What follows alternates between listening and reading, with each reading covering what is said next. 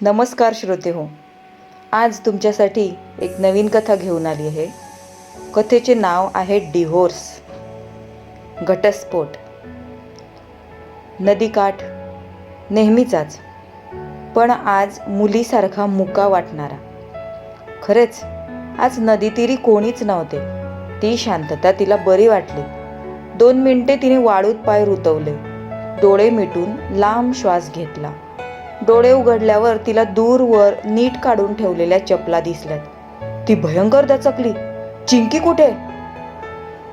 पसरट किनाऱ्यावर तिने 2-4 चक्रा मारल्यात, पण कोणीच दिसले नाही. या एवढ्याशा जीवाने उडीबिडी मारली की काय नदीत? तिच्या काळजाचे पाणी पाणी झाले. चिंकी! ती पुन्हा जीवाच्या आकांताने ओरडली. काय?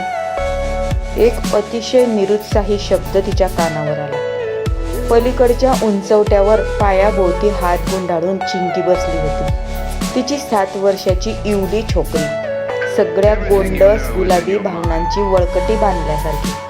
त्या दोघीही प्रचंड अस्वस्थ होत्या. तिच्या चेहऱ्यावर तर तिच्या आतला कोलाहल स्पष्ट दिसत होता, परंतु चिंकीने मात्र तो इतका प्रयत्नपूर्वक दडवून ठेवला होता की एक प्रकारच्या पोरकेपणाची छटा तिच्या चेहऱ्यावर निर्माण झाली होती. आपण असतानाही ही पोरगी कशी? तिने मुलीच्या डोळ्यात निरखून पाहिले. सतत लुकलुकणाऱ्या अवखळ डोळ्यात काजळासारखे सुनेपण पसरलेले. आता तिने अगदी निक्षून पाहिले. अश्राप पोर, अगदीच पोरगी दिसत होती. जवळ घ्यायला ती झेपावली. फांदीवरून फूल तुटावे तितक्या सहजतेने चिंकी दूर झाली. आपल्या कवेतले रिकामपण जाणवून ती मलूलशी वळली. गाईमागे वासरू जावे तशी आपसूक तिच्या मागे जात चिंकी म्हणाली, उडी मारणारच होते मी नदीत, पण मग वाटलं तू कशी जगशील माझ्याशिवाय. भीतीयुक्त संतापाने तिने सरकन मागे पाहिले. चिंकीचा चेहरा, मेंदू, डोळे अगदी ठाम होते. तिने खरेच असे केले असते याची तिला खात्री पटली आणि तिचा अवघा देहच गोळा केलेल्या बळासहित खाली गळाला. आपली डागणी हिला जास्तच लागली हे लक्षात आल्यावर चिंकीने तिला घट्ट पकडले आणि बळेच घरी आणले. घरात आल्यावर चारीकडे तिची नजर भिरभिरली. हे घर सोडून या मुलीचा हात धरूनच आपण गेलो होतो ना. या घरापासून दूर काय मिळाले आपल्याला? मानहानी, उपेक्षा, या इवल्या जीवाचे तुटणे. मुलायम लढीवाळ हातवारे करत सदानकदा आपल्या प्रेमाची ग्वाही देणारा तो माणूस आपल्या नवऱ्यापेक्षा क्रूर निघाला. चिंकीवर अकारण हात उगारताना त्याने 1 मिनिटाचाही विचार केला नाही. त्या अपघाताने ती पोर निशब्द होऊन बसली. साधारण वर्षभरापूर्वीची गोष्ट. तिची डिव्होर्स केस सुरू असतानाच तिची प्रथमेशशी पुन्हा भेट झाली. तो तिचा वर्गमित्र होता आणि त्याच्या डोळ्यात तिच्याविषयी असणारी अभिलाषा कधीच लपली नव्हती. महाविद्यालयीन काळात तिलाही तो आवडायला लागला होता, परंतु संपूर्ण शिक्षण झाले तरी तो काही व्यक्त होईना. तिलाही मन मोकळे करणे जमले नाही. तेव्हा प्रत्येकाच्या हातात आजच्यासारखे सुटसुटीत फोन नसल्याने पुढे संपर्कच झाला नाही. तिचे लग्न झाले आणि तिच्या लक्षात आले, आपल्या नवऱ्याला लग्न, घर, सारे सोपस्कार निश्चितच हवे आहेत, पण जबाबदाऱ्या नकोत. मुलगी झाली म्हणून तिने पहिली नोकरी सोडल्यावर त्याने इतकी आदळआपड चिडचिड केली की ती भेदरूनच गेली. शेवटी गरज नसताना, त्याला चांगला पगार असतानाही त्याच्या इच्छेखातर तिने पुन्हा नोकरी पकडली. 4 महिन्याच्या तान्ह्या मुलीला घरी बाईजवळ ठेवताना तिचा जीव खालीवर व्हायचा. ऑफिसमध्ये काम करताना पाना फुटून दुधाच्या धारा वाहताना ती मुलीच्या आठवणीने खूप गलबलायची. घरी परतल्यावर बाई सांगायची, चिंकीने वरचे दूध 1 थेंब सुद्धा घेतले नाही. 1-2दा डॉक्टरांच्या सांगण्यानुसार तिने स्वतःला पिळून बाटलीत दूध काढून ठेवायचा प्रयत्नही केला, पण वाटी, चमचा आणि बाटलीने तिची तहानी पोर दूध प्यायचीच नाही. त्या कासावीस अवस्थेत जे होईल ते पाहिले जाईल असा विचार करून ती नवऱ्याला, मी पुन्हा नोकरी सोडते, पुन्हा काही महिन्यांनी करेल, हे सांगायला गेली मात्र त्यानेच तिच्या हाती विमानाचे तिकीट ठेवले. ती खूप आनंदली. गरोदरपण, बाळंतपण या सगळ्या दिवसांमध्ये ती कुठेच बाहेर गेली नव्हती. तिलाही थोडे मोकळे फिरावेसे वाटत होते. मी वर्ल्ड टूरला जातोय, वर्षभराने येईल. सर्व मित्रांशी लिंकअप झाली आहे. तू काळजी करू नकोस. थोडी मला लिबर्टी दे, हे वर्ष सांभाळ, मग मी आहेच. अरे पण मग नोकरीचे काय तुझ्या? कंपनीने एवढी सुट्टी दिली. रिझाईन. त्याचा लांब हर्षभरीत सूर. ती हताश होऊन दुसऱ्या खोलीत चाललीच गेली, ती कायमचीच. पुढे त्यांची खोली कधीच एक झाली नाही. तो देश विदेशात भराऱ्या मारत होता, मुक्तपणे जग अनुभवत होता. ती मुलीला घेऊन संसाराचा गाडा ओढत होती. मग तिच्या लक्षात आले, याला आपली कसलीच गरज उरली नाही. नोकरीत परमनंट झाल्यावर तिने घटस्फोटासाठी अर्ज केला. त्याने तिच्याकडे खोलवर पाहत सही केली.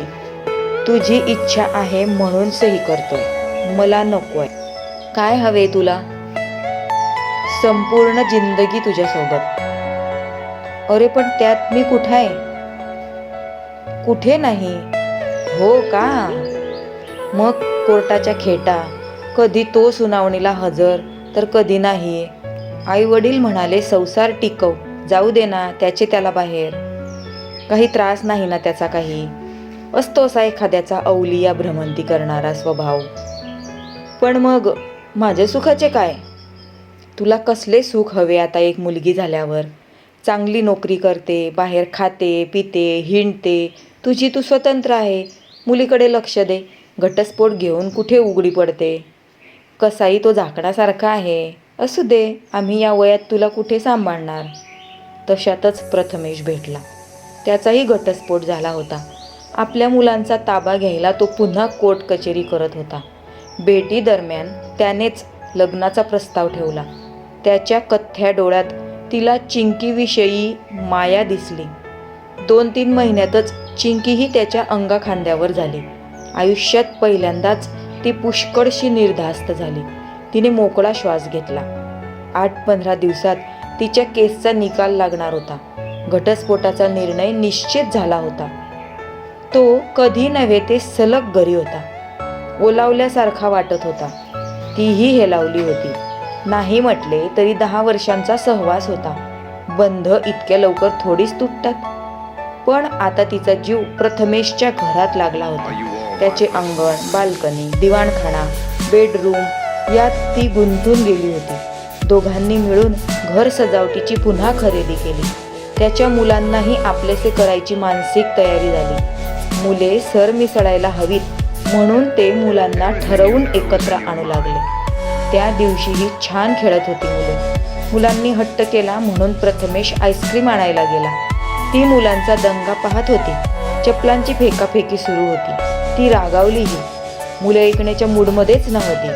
प्रथमेश यायला आणि चिंकीच्या हातातली चप्पल त्याला लागायला एकच वेळ झाली. ती एकदम धावणार, चिंकीला सॉरी म्हणायला लावणार. तोच त्याने चिंकीला खेचले, भिंतीत दाबले आणि गरागरा डोळे फिरवत ती एकदम धावणार, चिंकीला सॉरी म्हणायला लावणार. तोच त्याने चिंकीला खेचले, भिंतीत दाबले आणि गरागरा डोळे फिरवत तार स्वरात ओरडला, हरामखोर, फुकटात येतात का वस्तू?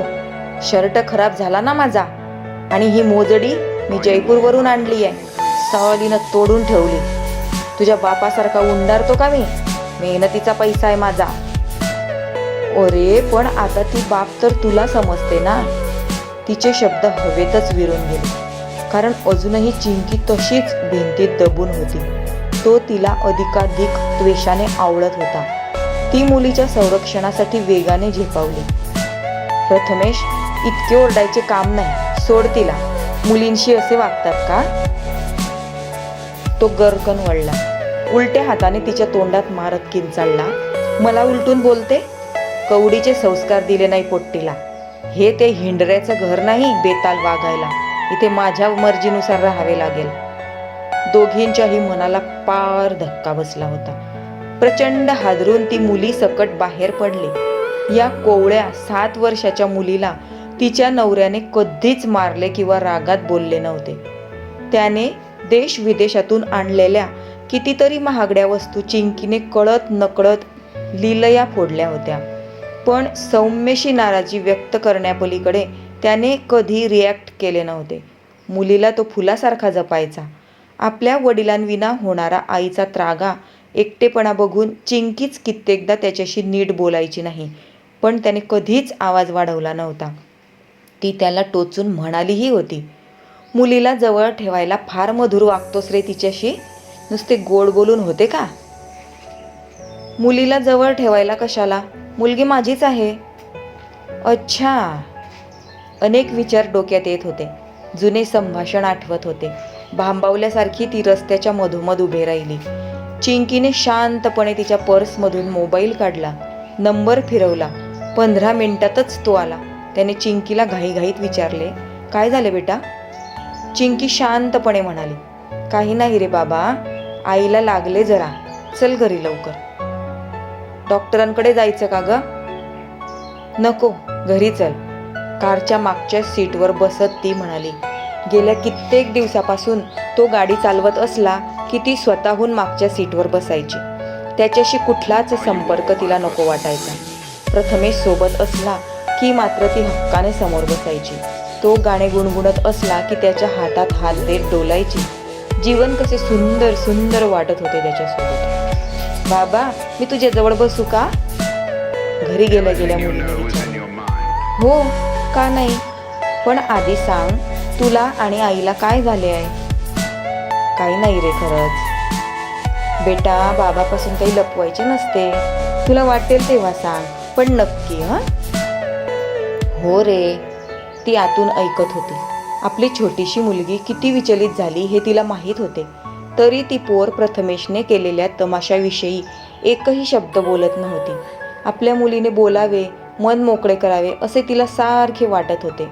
पण त्या दिवसापासून चिंकी खूपच अंतर्मुख आणि दुःखी झाली. तिने ठरवले, चिंकीसाठी इथेच राहायचे. मुलगी इथे संपूर्ण सुरक्षित आहे. आपल्याला संसार सुख, नवऱ्याचा सहवास मिळो अथवा न मिळो, भांडण अट्टाहास करायचं नाही. त्यानंतर बऱ्याचदा प्रथमेशने तिला भेटायचा प्रयत्न केला. आपल्या प्रेमाची आटोकाट कबुली दिली. त्यावेळी किंचित तिचे मन त्याच्याकडे झुकायचे. ते तेवढाच वेळ. घरी येऊन चिंकीचा अश्राप, अबोल चेहरा पाहिला की तिला खूप वाईट वाटायचे. ती आपल्या खोलीत स्वतःला डांबून घ्यायची. नवरा असला की तो चिंकीला कॅसिओवर गाणे शिकवत राहायचा. एक प्यार का नगमा है, जिंदगी और कुछ भी नहीं, तेरी मेरी कहानी है. डिव्होर्स नाही घ्यायचा, ती पटकन बोलली. तो तिच्याकडे थपकून पाहत असतानाच ती तिच्या खोलीत लुप्त झाली. तो त्याच्या खोलीत. तर श्रोते हो, तुम्हाला आजची ही लघुकथा आवडली असल्यास लाईक करा, कमेंट करा, तसेच शेअर करा आणि अशाच नवनवीन कथांसाठी चॅनलला सबस्क्राईब करायला विसरू नका.